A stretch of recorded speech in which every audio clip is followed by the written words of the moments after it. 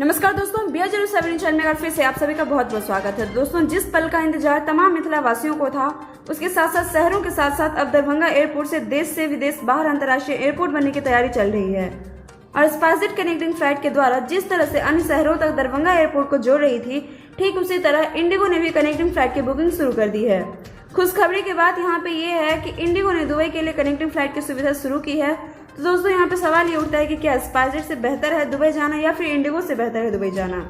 अब इंडिगो के द्वारा दुबई जाने का फैसला लेते हैं तो आपको सबसे पहले दरभंगा एयरपोर्ट पर आना होगा, उसके बाद आप हैदराबाद एयरपोर्ट पहुंचेंगे, फिर वहां से आप दुबई के लिए फ्लाइट पकड़ेंगे। साथ ही हम आपको बताते चले कि आपको हैदराबाद में भी इंतजार करना पड़ेगा, जिससे कि यह लंबा सफर बन जाएगा और आपका अधिक समय लगेगा। वहीं दरभंगा से अगर दुबई के लिए किराए की बात करें तो इसका किराया जो है वो है 14,142 रुपये। वहीं समय की अगर बात करें तो लगभग आपको 17 घंटे लग जाएंगे। आप दरभंगा से 12:45 पर निकलेंगे, फिर हैदराबाद पहुंचने के बाद आपको लंबा समय इंतजार करना पड़ेगा।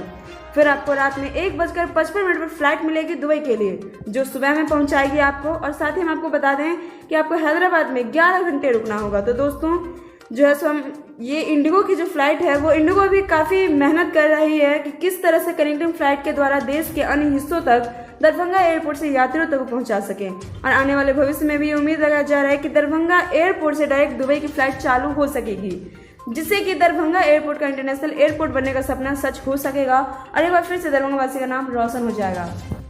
तो दोस्तों, ये थी आज की अपडेट और इसी के साथ हम मिलेंगे आपसे विदा। आपको मेरा वीडियो कैसा लगा कमेंट करके जरूर बताएं। साथ ही लाइक शेयर सब्सक्राइब जरूर करें, प्रेस करें बेल आइकन ताकि हमारा अपडेट सबसे पहले पहुंचे आपके पास। शुक्रिया।